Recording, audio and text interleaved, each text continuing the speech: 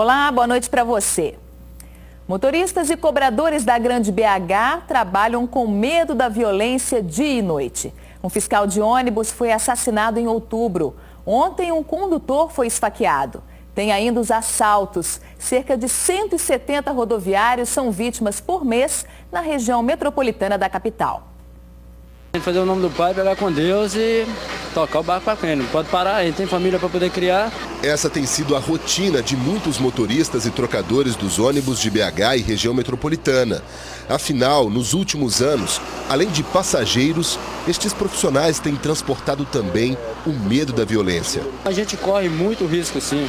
A gente está com muita falta de segurança. Infelizmente, a gente corre esse risco. Trabalha com medo, né? Fazer o quê? Eles não têm compreensão mais com ninguém. Para eles, também a violência agora está geral. Uma pesquisa realizada pela UFMG no ano passado mostrou que 53% dos motoristas e 57% dos trocadores já vivenciaram algum tipo de ameaça ou agressão. Nessa quinta-feira, um motorista de Contagem foi esfaqueado no peito porque não parou no ponto em que o passageiro queria descer. Na hora a gente pensa na família da gente, né, nas filhas. Geralmente o motivo da violência é fútil, como no caso do fiscal de ônibus que foi morto em setembro deste ano por um homem que não quis pagar a passagem. O passageiro ainda baleou 2 pessoas que estavam no coletivo.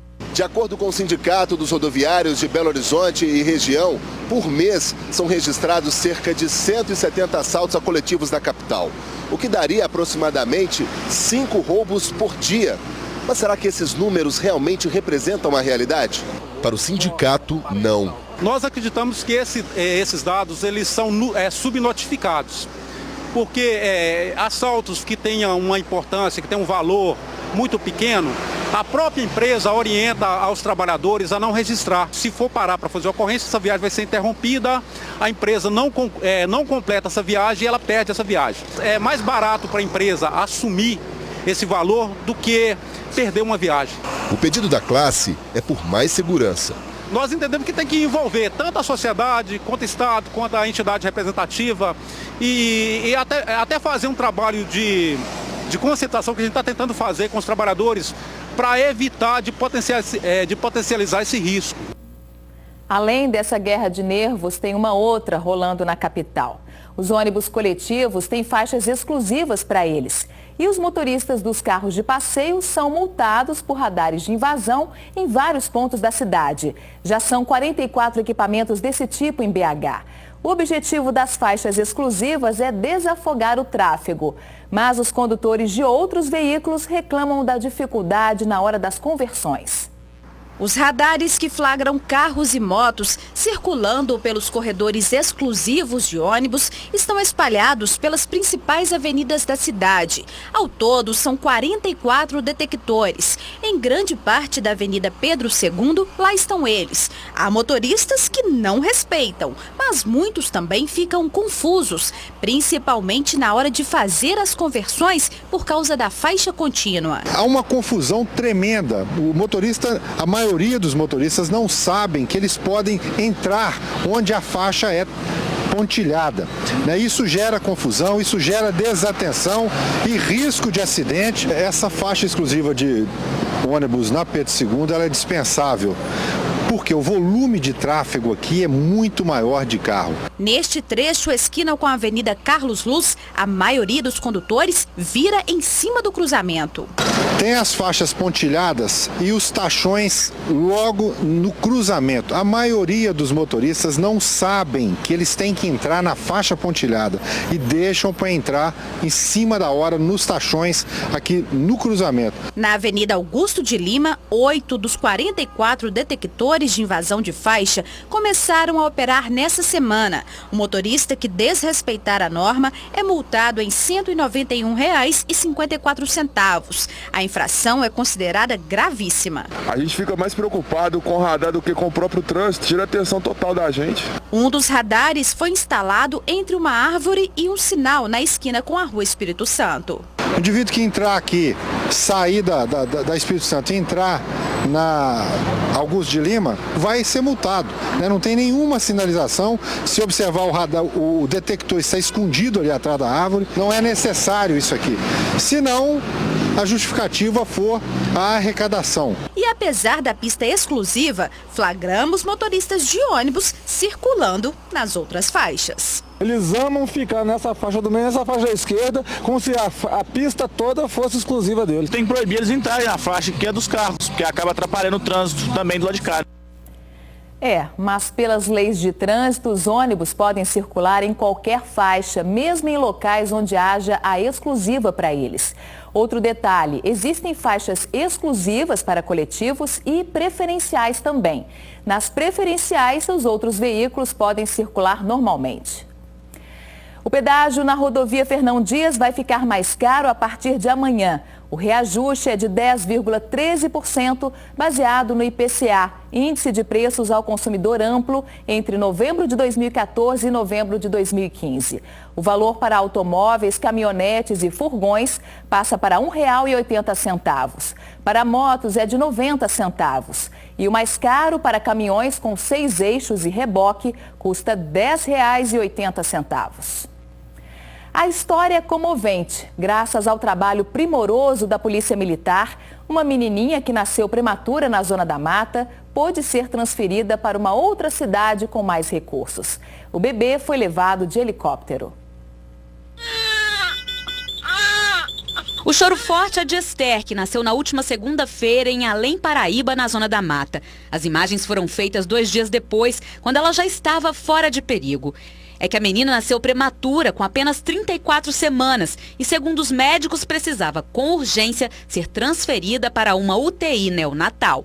Só que o hospital da cidade não tinha essa estrutura e o local mais próximo para onde a criança poderia ser levada era Viçosa, que fica a quase 200 quilômetros de lá. Já havia uma ambulância do SAMU pronta para o deslocamento, mas a viagem pela estrada poderia colocar a vida da Esther em risco. Por isso, a PM, na base aérea de Juiz de Fora, foi acionada.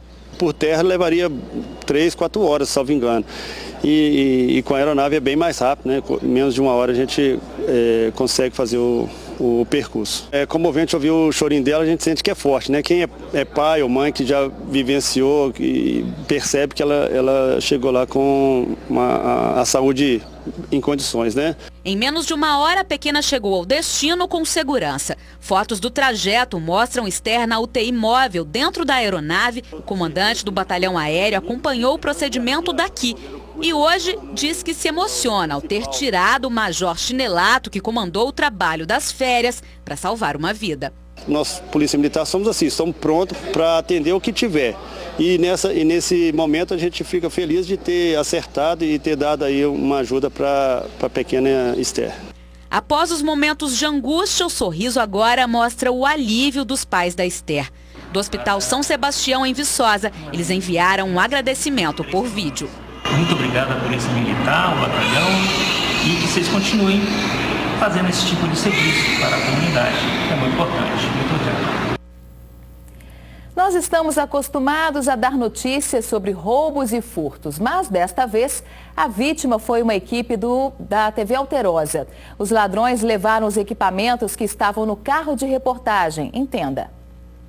Nós acabamos de registrar a nossa ocorrência, a Polícia Militar veio para dar um suporte aqui. Nós estamos na Rua das Flores, no bairro Nova Suíça, região oeste de Belo Horizonte, para explicar melhor essa história, porque nós fomos agora vítimas de um furto que aconteceu. A gente estava gravando a nossa reportagem nessa casa de grade verde, estávamos a bordo desse carro, descaracterizado, né?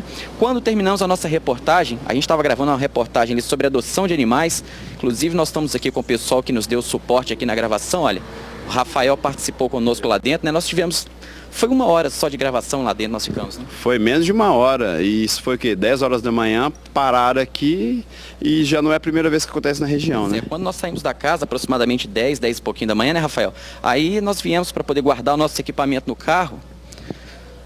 Tentamos abrir aqui, nosso cinegrafista Anderson Porto, ele colocou a chave aqui para abrir, olha, a chave está até aqui, ele falou comigo, olha, Rafael, agarrou a chave aqui, bateu um pouquinho, conseguiu abrir, mesmo com a chave agarrando, ele conseguiu abrir, quando ele levantou aqui a tampa, isso aqui já estava virado, e a primeira reação dele foi dizer, olha, fomos roubados.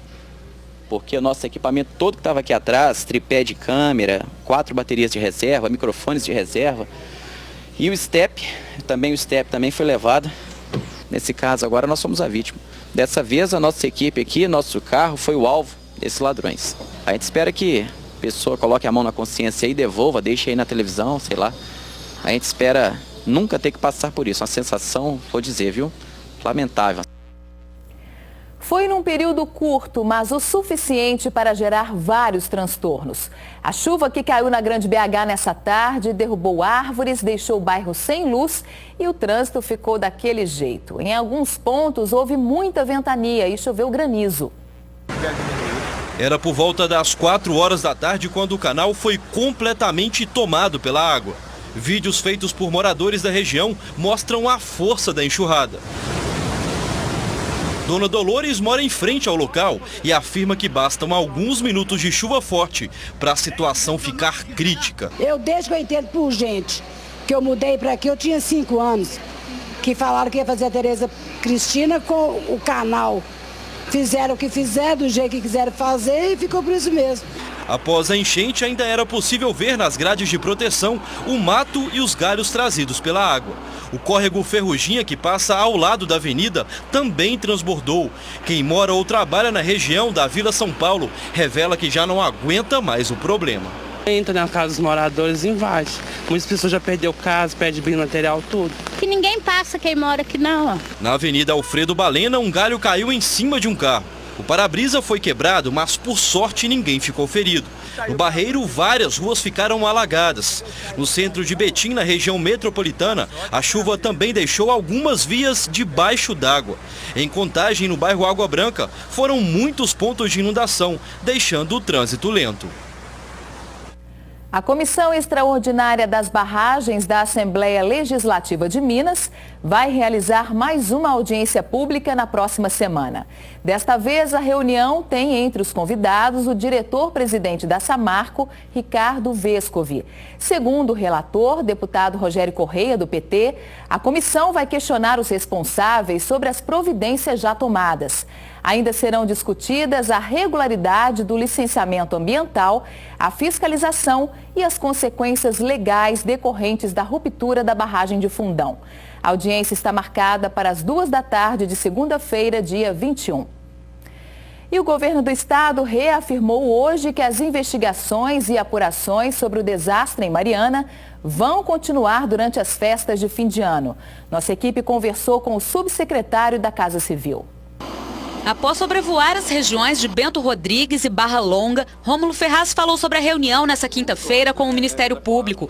No encontro ficou definido que nenhum órgão envolvido nos trabalhos vai parar durante o recesso do Judiciário neste fim de ano. Continuam os trabalhos, isso é um pacto entre todas as instituições que a situação humanitária é muito grave e nós temos que dar resposta a tempo. E o objetivo maior é resolver as questões, primeiro agora humanitárias, ou seja, aquelas pessoas que foram atingidas por perderem seus bens, suas residências, né? Ou como pescadores e canoeiros na região do Rio Doce que têm a sua atividade prejudicada para buscar a solução de sobrevivência dessas pessoas, né? O secretário falou ainda que a força-tarefa criada pelos municípios afetados vem funcionando apesar das dificuldades e que o problema agora é a falta de consenso com a mineradora, principalmente sobre a transferência dos moradores desabrigados para casas alugadas, o que deveria ocorrer até o Natal. Ainda não houve uma solução consensual com a empresa, que seria o ideal, porque vai ser a mais rápida, né?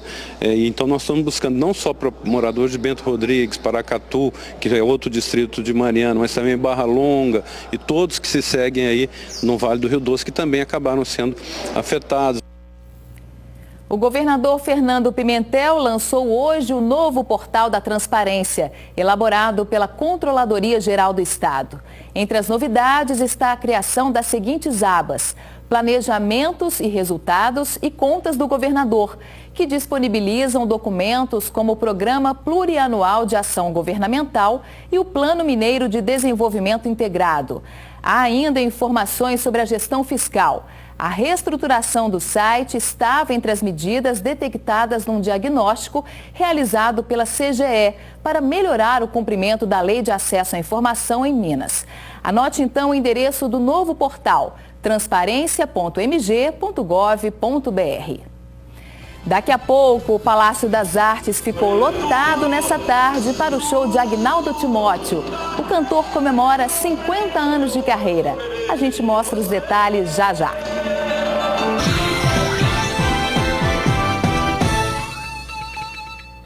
A Polícia Rodoviária Federal começou hoje a Operação Rodovida, de prevenção contra acidentes nas BRs durante todas as férias. Ainda falta uma semana para o Natal, mas o movimento já aumentou nas saídas de Belo Horizonte. Pé no freio para receber orientações da polícia. Alguns cuidados fazem toda a diferença, antes de pegar a estrada e durante a viagem. Boa revisão no veículo, antes de começar a viagem. E aí eu digo uma revisão verificando parte elétrica, estado de conservação dos pneus, por causa inclusive dessas chuvas que começam a cair no estado. Fora isso, documentação do veículo e condutor em dia. Lembrando que o cinto de segurança é obrigatório para todos os ocupantes do veículo. Crianças não podem de forma alguma ser transportadas no colo, existem assentos especiais para elas. E no decorrer da viagem, não abuse da velocidade, planeje bem suas ultrapassagens e só as realize em locais permitidos. A Operação Rodovida vai até fevereiro do ano que vem. PRF, PM e guardas municipais vão ficar em pontos estratégicos. O objetivo é reduzir os acidentes. De dezembro de 2014 a fevereiro de 2015, foram 3.589 batidas. 221 pessoas morreram nas estradas federais que cortam o estado. Os acidentes de maior letalidade, ou seja, aqueles que matam mais, estão diretamente ligados a excesso de velocidade, ultrapassagens mal realizadas, falta de atenção dos motoristas e o uso de bebidas alcoólicas. E os motoristas sabem o valor da conscientização. Com certeza, é muito bacana, porque essas rodovias hoje em dia são muito perigosas, né? Reduzir a velocidade, andar sempre na velocidade permitida. E muita atenção. E o trânsito, que já é complicado nesta época do ano, vai ficar ainda mais lento por causa dos veículos com carga excedente, como aquele ali. Um deles já está na BR-040 desde a noite desta quinta-feira. É uma carreta que transporta um transformador com quase 400 toneladas. Ela saiu de Contagem, na Grande BH, com destino ao Rio de Janeiro e vai circular na rodovia pelos próximos 20 dias, ocupando 2 faixas nos horários estabelecidos pela polícia. Nós vamos tentar minimizar esse transtorno, tirando essa carga de circulação na saída do Natal e no Ano Novo. Nos demais dias, apesar do movimento estar maior, essa carga tem que circular. O cantor Agnaldo Timóteo se apresentou hoje, bem no comecinho da tarde, no Grande Teatro do Palácio das Artes, em Belo Horizonte. A plateia se emocionou com os grandes sucessos do artista, que comemora 50 anos de carreira. Teve gente que voltou no tempo da juventude. Quantas lembranças, viu? O hall de entrada do Palácio das Artes ficou pequeno para os fãs de Agnaldo Timóteo, que enfrentaram filas para assistir ao show de canções românticas que marcaram época no Brasil. Momento de relembrar amores da juventude. Lembro um rapaz que eu namorei, adorava ele. Ouvindo as músicas dele, eu já beijei muito na boca. Mamãe, estou tão feliz. Muito bom, tá? Porque voltei pra você. Então o negócio é música. O negócio é letra, é você sentir a emoção. Emoção que tocou o público logo na primeira música. Deus, meu Deus, tenha piedade de mim, faça com que ela volte. Agnaldo Timóteo está completando 50 anos de carreira. Segundo ele, este é um dos momentos mais importantes de sua trajetória profissional. Fazer um show no palco do Palácio das Artes era um sonho do cantor. Houve algumas dificuldades para que eu pudesse estar aqui hoje, diante do meu público, o público das canções românticas, o público da melhor idade, da terceira idade. Então hoje é um momento histórico da minha vida. E eu agradeço a Deus. Muito prazer em rever.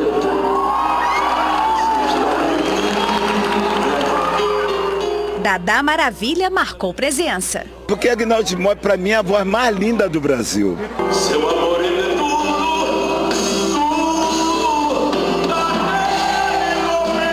Maravilhoso, muito lindo. certo? Estou emocionado, sem tirar o chapéu. O melhor presente de Natal que eu podia ter ganho.